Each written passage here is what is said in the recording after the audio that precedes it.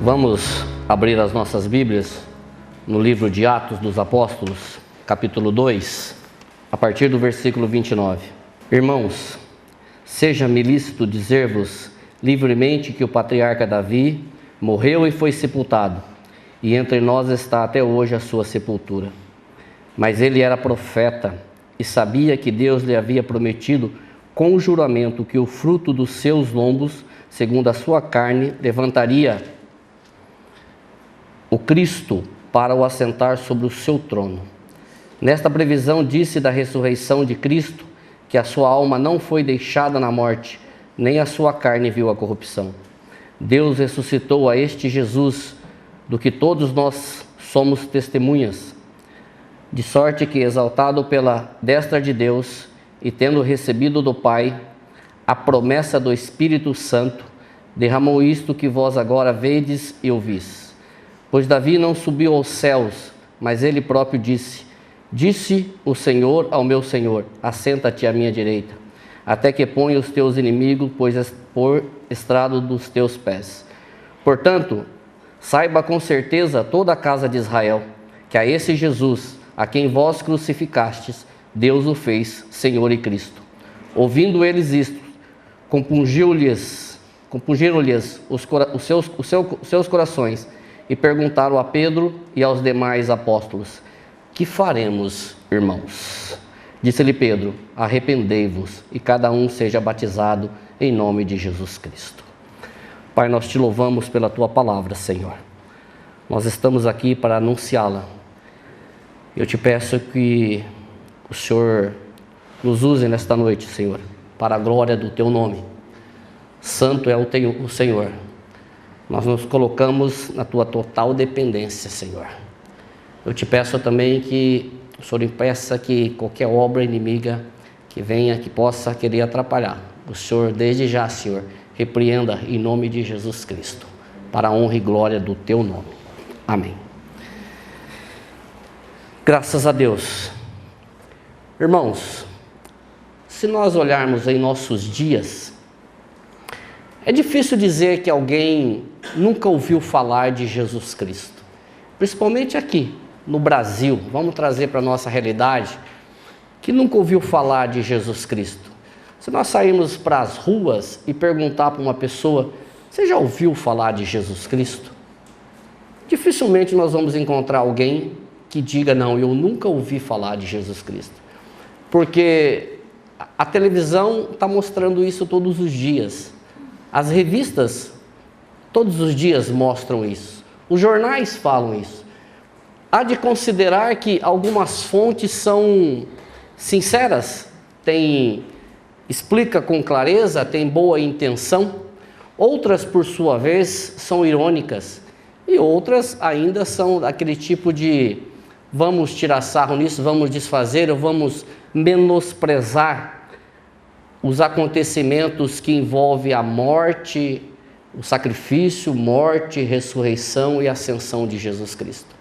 Mas de uma forma ou de outra, todas as pessoas, eu repito, é difícil nós encontrarmos alguém que disse: eu nunca ouvi falar de Jesus, mesmo que seja na televisão ou alguma coisa nesse sentido. Mas aí eu faço uma pergunta: será que todos têm consciência do que isso realmente significa? Se nós voltarmos para essas mesmas pessoas e perguntarmos: você sabe o que significa isso que você tem ouvido? Quando você lê numa revista, geralmente super interessante, Veja e tudo mais, publicam reportagens sobre Jesus Cristo, mais próximo de dezembro isso acontece com frequência. E se nós voltarmos para essas pessoas e perguntarmos: você tem consciência do que isso significa? O que vocês acham que eles vão responder? Não tem consciência do que isso significa. Por quê? Porque na mesma velocidade que essa notícia se tornou comum, ela se tornou sem importância para as pessoas. E as pessoas usam a expressão Jesus com muita naturalidade, ou como se tivesse feito parte do seu vocabulário.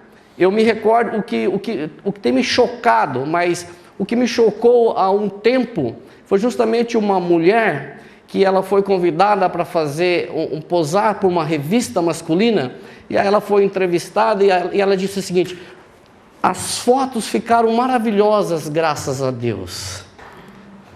E ela tinha tirado as suas fotos nuas, mas as fotos ficaram, obrigado, irmão, as fotos ficaram lindas, graças a Deus.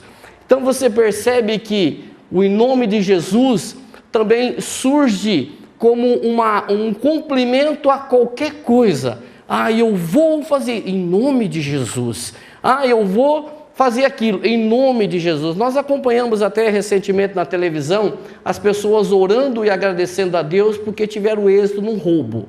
Aí roubaram, deu tudo certo. Vamos agradecer a Deus porque, graças a Deus, o roubo deu certo. Entendeu? Há uma banalidade tão grande do nome do Senhor, e isso realmente nos assustam. Outros ainda alegam que Jesus, não há provas da existência do homem Jesus ou do Jesus Senhor e Salvador, e por isso não há motivos para crer. Outros dizem ainda que Jesus morreu há 2000 anos. O que eu tenho a ver com isso? Faz muito tempo, é só história. Esse Jesus não representa absolutamente nada na minha vida.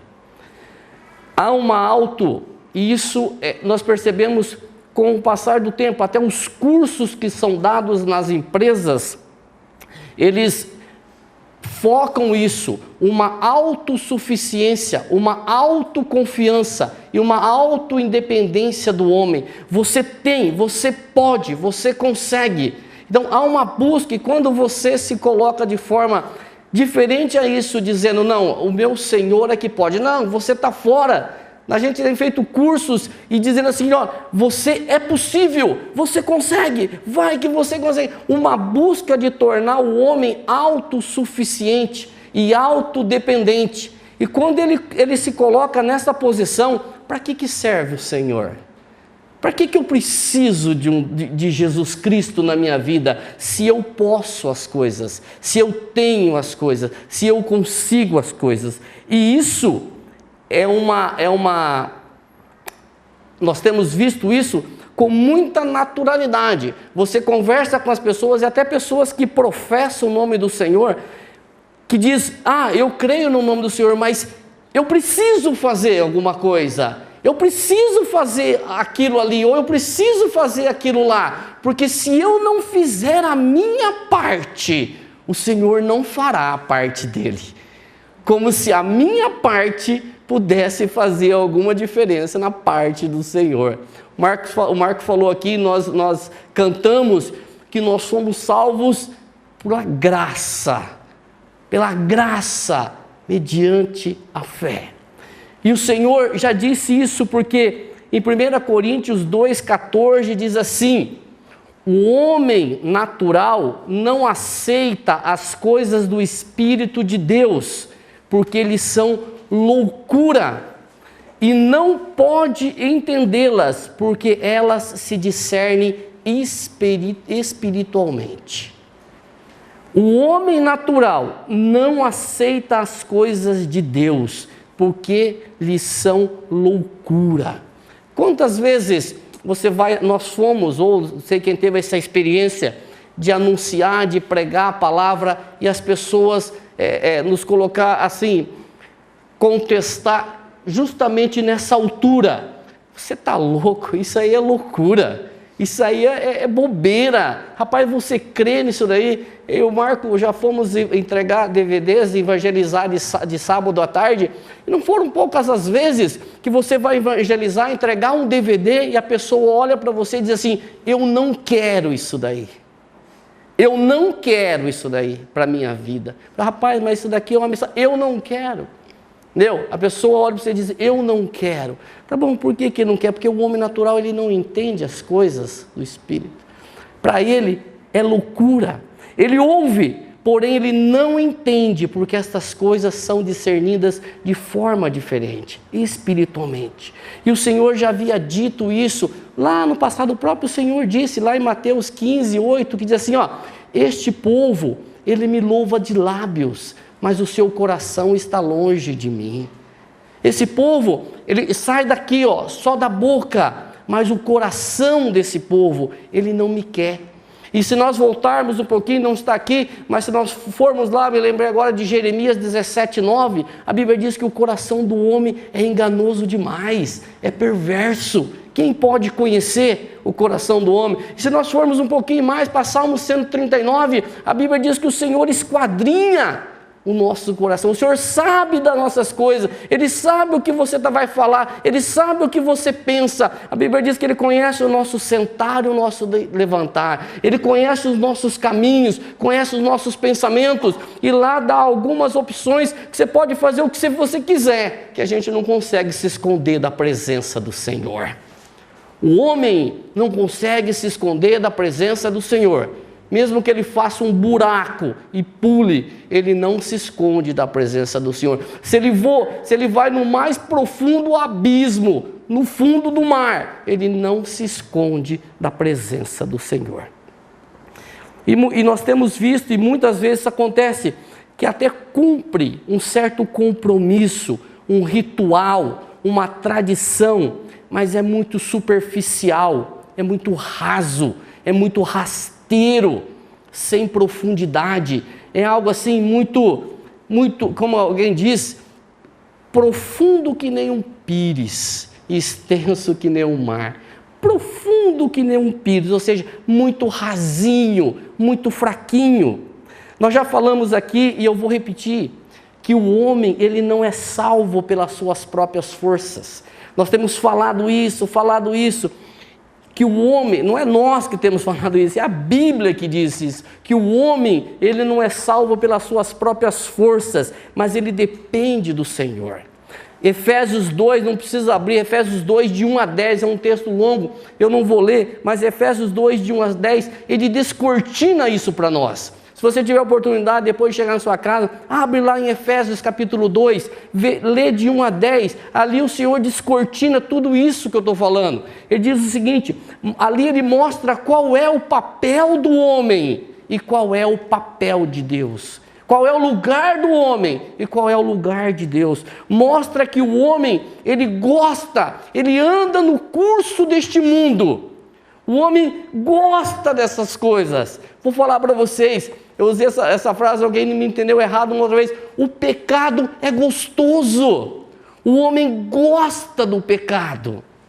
Gosta de ver. E lá em Efésios 2, de 1 a 10, ele mostra isso, que o homem, ele anda no curso deste mundo. Mostra que o homem anda no caminho do pecado. E ele tem um instrutor. Ele tem um instrutor que é o príncipe da potestade do ar. Esse é o instrutor do homem no mundo, que ele anda no curso deste mundo, e o professor dele, o instrutor dele, é o príncipe da potestade do ar, e ele anda em desobediência, e ama aquilo que faz, ou seja, ama as coisas do mundo. Queridos, o mundo sem Deus, a nossa mensagem de hoje tem como tema assim: o que faremos, irmãos?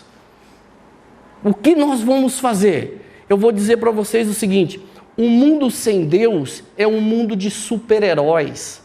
Nós gostamos de ir ao cinema e assistir os filmes de super-heróis. Este é o mundo de Deus. O mundo sem Deus.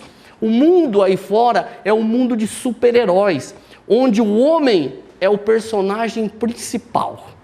Aí ele coloca uma capa, ou ele coloca uma máscara, e ele salva o mundo.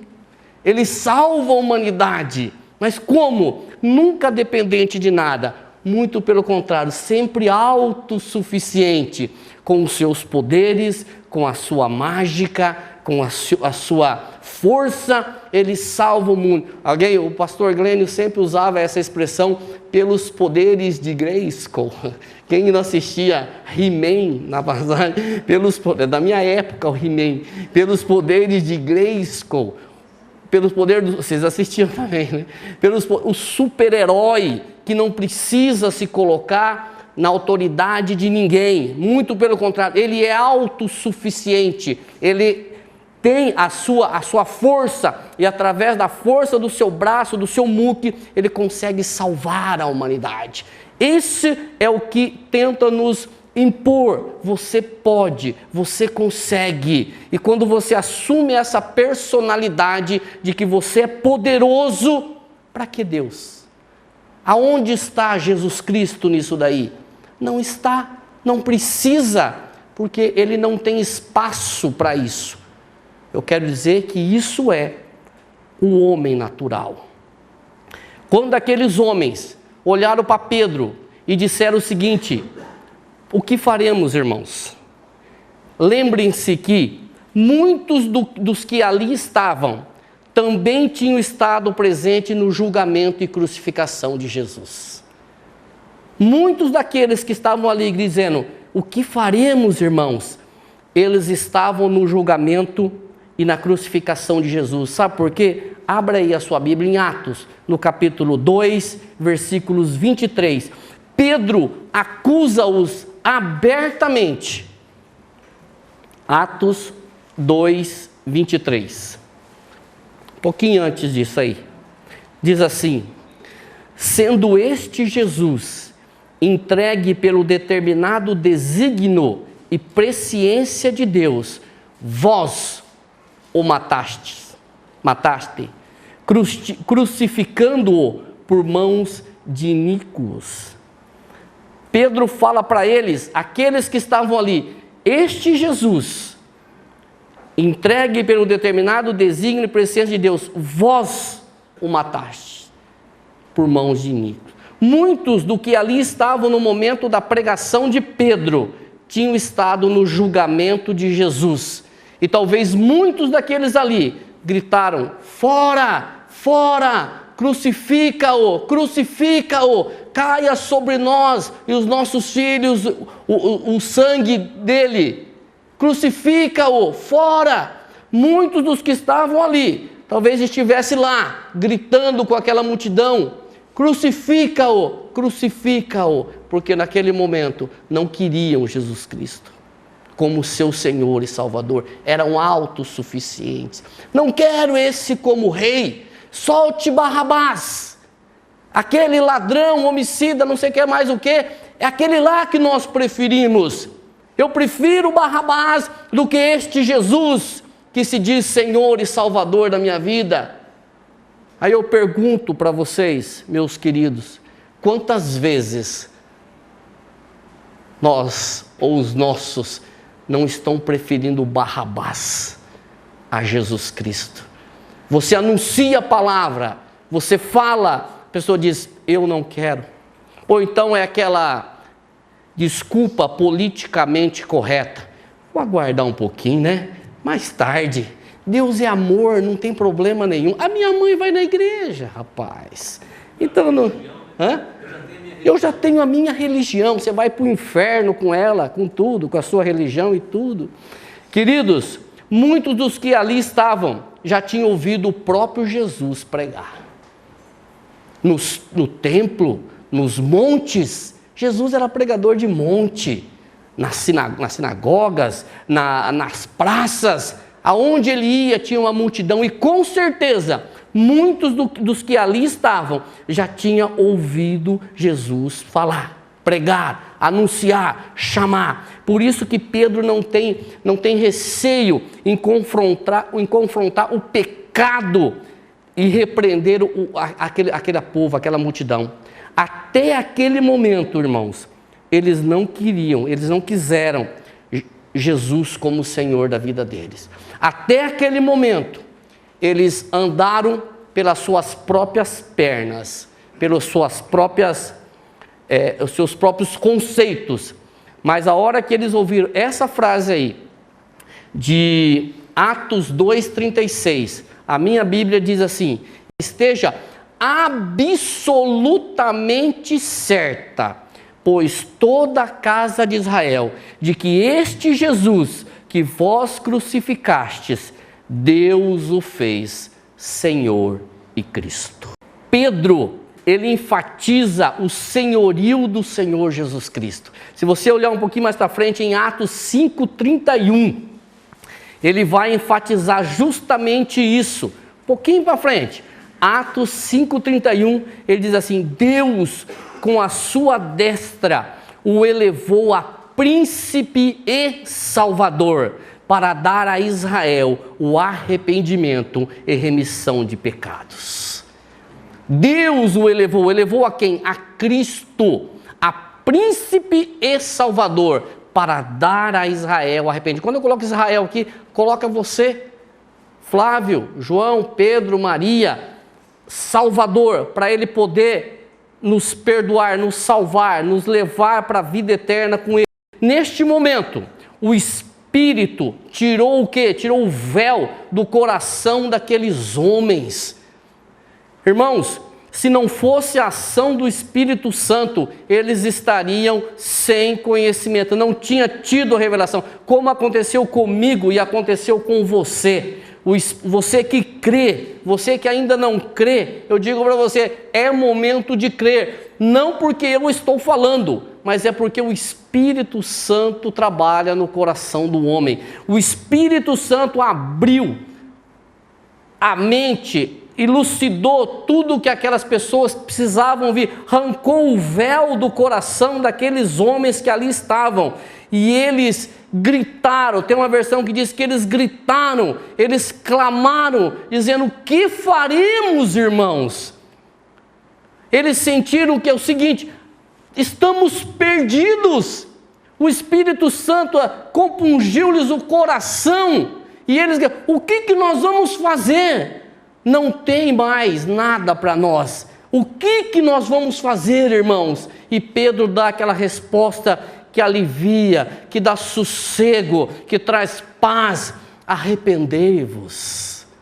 Arrependei-vos e seja batizado. Marco diz que o batismo ele é uma consequência do arrependimento. O batismo não traz salvação, mas é uma exposição, ou é uma confissão pública do que o Senhor tem feito na minha vida e na sua vida. Arrependei-vos.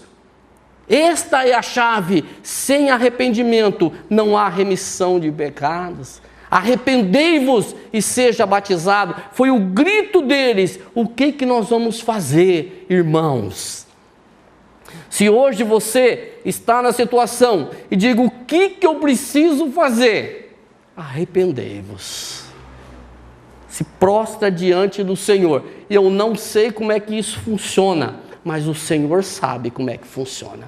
Se você precisa se achegar a Ele, querido e querida, se prostra diante dele e diz: Senhor, eu preciso de Ti. E deixa que o Senhor vai trabalhar na sua vida, como trabalhou na vida de tantos irmãos que a gente conhece. Arrependei-vos, diz Pedro. Um pouquinho mais para frente aí no livro de Atos, no capítulo 3, versículo 19, que foi o segundo discurso de Pedro. No primeiro foi um monte de pessoas que foram resgatadas pelo Senhor. No segundo foi mais um punhado de pessoas, algumas milhares de pessoas. Em Atos 3, 19, ele diz assim, ele complementa o primeiro discurso, ele diz assim, ele repete as mesmas palavras: arrependei-vos, pois, e convertei-vos para serem cancelados os vossos pecados. Arrependei-vos, esta é a situação, usando aqui um latim, é a situação sine qua non, sem a qual não, é isso, doutor advogado ali que usa muito no direito, é uma situação sine qua non, sem a qual não é possível. Sem arrependimento não há cancelamento de pecados. E quem que produz esse arrependimento no homem? É o Espírito Santo que produz esse arrependimento no homem. A mensagem de João Batista era: arrependei-vos para que seus pecados sejam perdoados. Essa era a mensagem de João Batista. A mensagem de Jesus Cristo, em Atos 1,15 é: o tempo está cumprido e o reino de Deus está próximo. Arrependei-vos e crede no Evangelho. Arrependimento é o homem se colocar, o homem e a mulher se colocar diante do Senhor e dizer: Senhor, eu preciso do Senhor.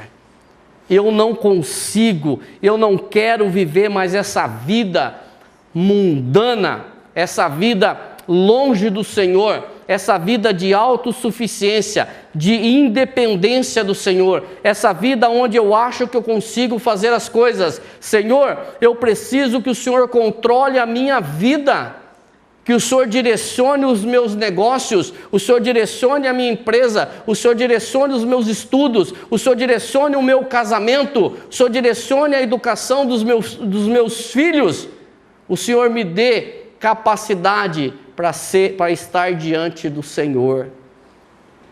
O Senhor que providencia isso para nós, é o Senhor que nos traz isso.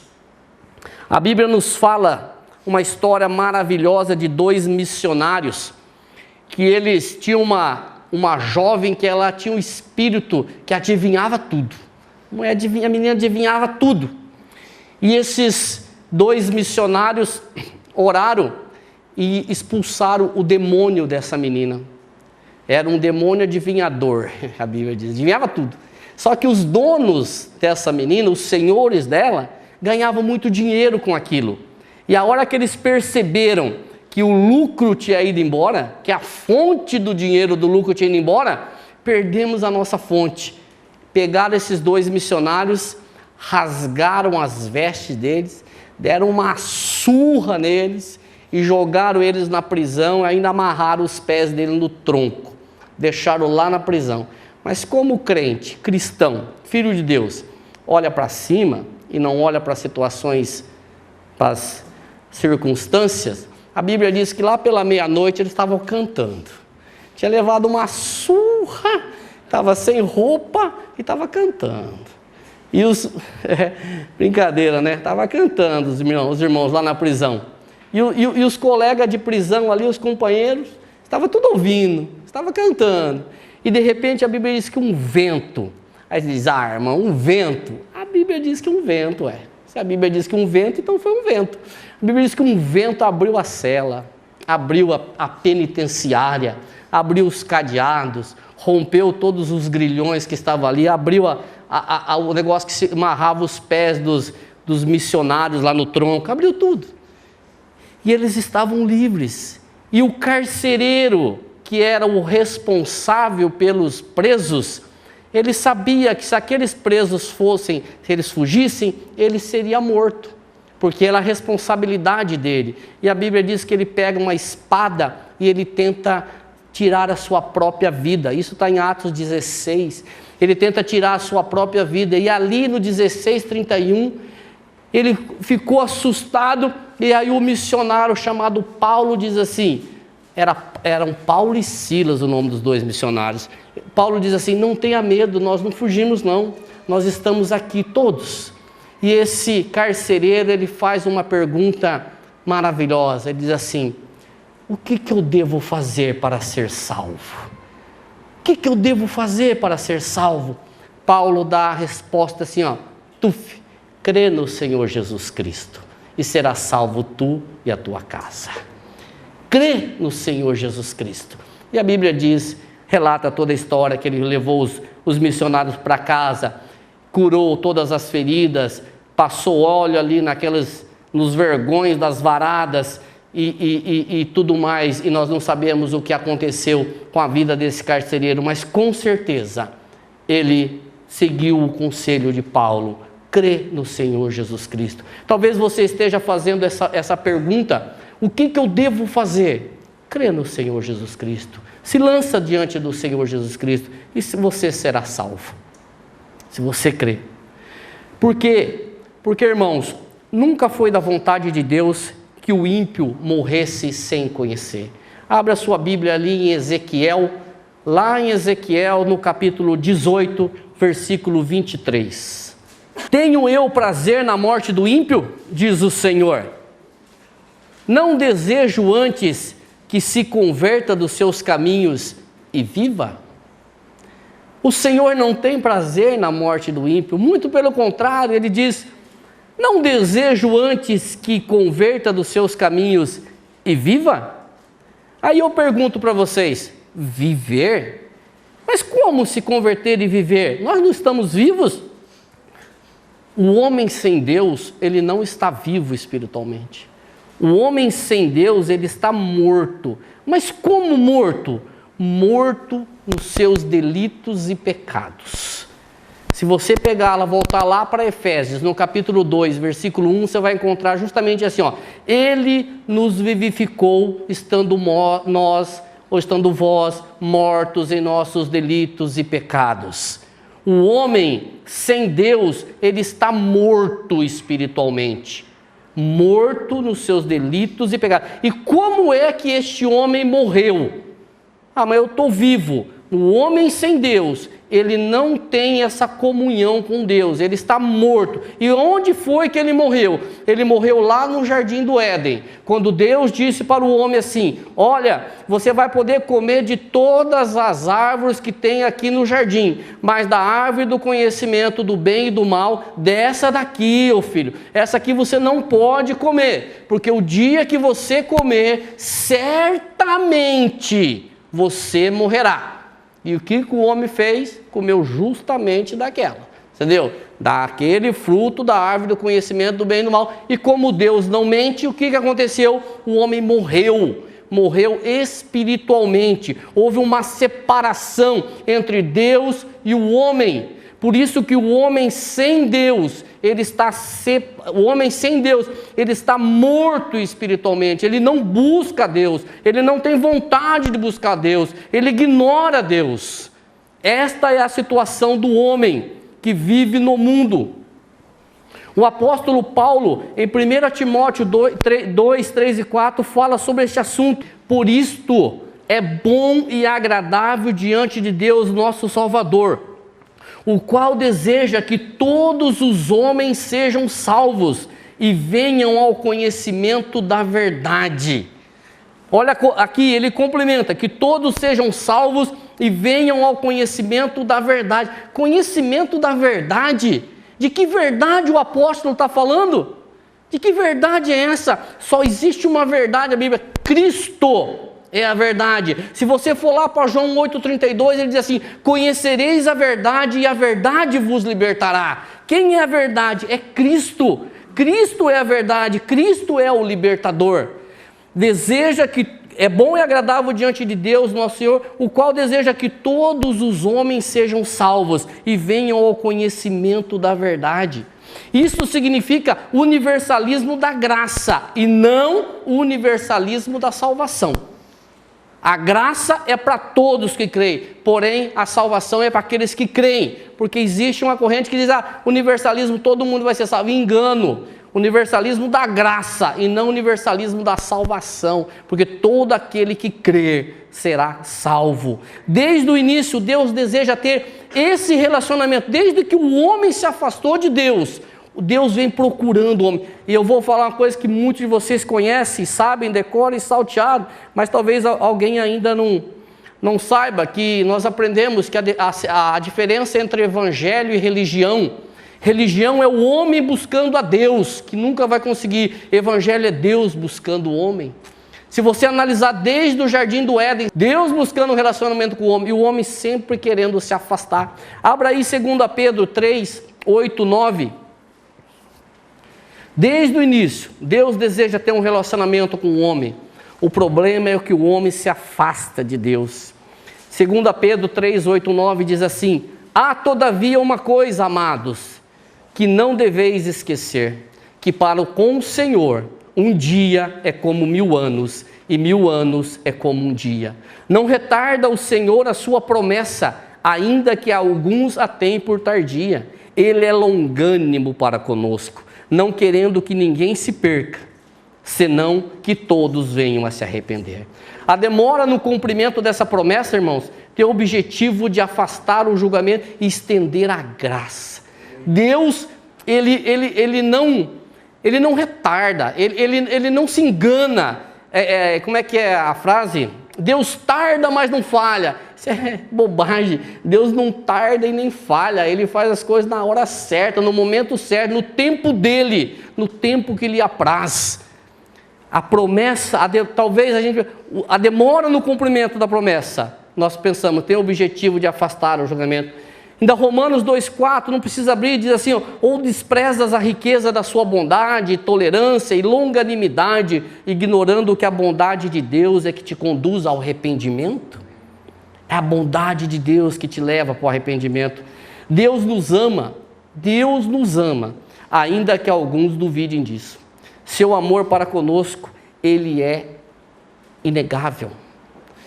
E como que Deus reconciliou o homem contigo? Na cruz, o único meio de Deus para reconciliar o homem.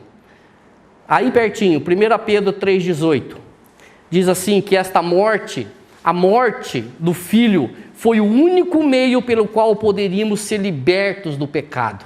3,18 de 1 Pedro diz: pois Cristo padeceu uma única vez pelos pecados. Olha só o que diz aí: o justo pelos injustos, para levar-nos a Deus. Ele, na verdade, foi morto na carne, mas vivificados no Espírito. O justo pelos injustos. Aonde nós nos encontramos nessa? Na relação de justo ou de injustos? De injustos. O Senhor morreu uma única vez para nos levar a Deus. Não há e nem pode haver mais sacrifícios pelos pecados. Fica evidente que o único sacrifício é suficiente para pagar todos os pecados cometidos na história. É eterno na sua eficácia. Não há sacrifício, não há um sacrifício qualquer, mas foi o sacrifício do Filho de Deus. Não foi um sacrifício como no Velho Testamento de bois, de ovelhas, ou um sacrifício de um animal qualquer, mas foi o sacrifício do Filho de Deus. E este sacrifício foi único, não precisa fazer mais. O Senhor Jesus Cristo, uma única vez morreu. Não precisa voltar a morrer. Não precisa voltar como a gente ouve: mas não foi suficiente. Eu preciso do Senhor, mas não tem mais. O sacrifício do Senhor foi único e suficiente para nos levar a Deus. Nós cremos nisso, sem dúvida nenhuma. Ele foi para a cruz porque quis. Ele foi para a cruz porque quis, não por obrigação, mas por amor, para crucificar a nossa natureza pecaminosa, a minha e a sua. Aquela cruz era a sua, aquela cruz era minha. O Senhor foi para a cruz não por obrigação, mas Ele foi porque Ele quis. Esta morte trouxe vida ao homem. E foi a morte de Cristo. A morte de Cristo foi a morte do pecador. Querido, abre aí Gálatas 2, 19 e 20, texto bem conhecido. Em seu corpo, Cristo fez morrer o pecado com o qual todos nascemos. E aqui a gente volta e afirma e reafirma que o homem, ele não se torna pecador. O homem nasce pecador. Ele nasce com a semente do pecado. Isso só desenvolve no decorrer da sua vida, até o dia que ele reconhece insuficiente e se lança diante do Senhor Jesus Cristo, que esse perdoa os seus pecados e lhe conduz para a vida eterna. Gálatas 2, 19 e 20 diz assim: pois eu pela lei estou morto para a lei, a fim de viver para Deus.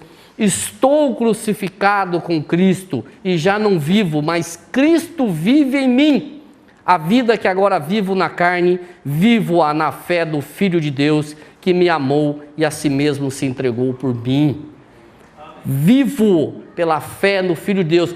E entregou por mim e por você, não por obrigação, como eu já disse, não porque você e eu merecíamos alguma coisa, mas por amor, não pelos seus belos olhos azuis, mas por amor, não porque você é uma pessoa de grande influência, mas por amor, não porque você é uma pessoa sem condições nenhuma, mas por amor,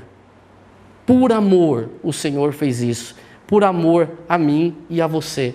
Naquela cruz, queridos, Ele riscou o escrito de dívidas que tinha eu e você. Nós que estávamos longe do Senhor, fomos aproximados naquela cruz. Nós fomos comprados por bom preço. Você e eu não fomos comprados por euro, nem por dólar, nem por reais, nem por qualquer outra moeda ou material perecível, mas nós somos comprados por bom preço. O Senhor derramou naquela cruz o sangue dele para nos salvar. 1 Pedro 1, 18, 19 diz assim, sabendo que não por coisas corruptíveis como prata ou ouro, que fostes resgatados da vossa vã maneira de viver, a qual por tradição recebeste de vossos pais, mas com o precioso sangue, como de cordeiro, sem defeito e sem mancha, o qual na verdade foi conhecido antes da fundação do mundo, mas manifesto nesses últimos tempos por amor de vós. Foi conhecido antes da fundação do mundo, mas manifesto nesses últimos dias por amor de vós. Eu quero concluir dizendo o seguinte, que a Bíblia diz assim, o julgamento é este: a luz veio ao mundo, mas os homens preferiram as trevas à luz, porque as suas obras eram más. A luz veio ao mundo, só que os homens preferiram as trevas, porque as suas obras eram más. João 3,19. Quem é a luz? É Cristo, Jesus Cristo. Ele veio ao mundo, só que muitos preferiram as trevas.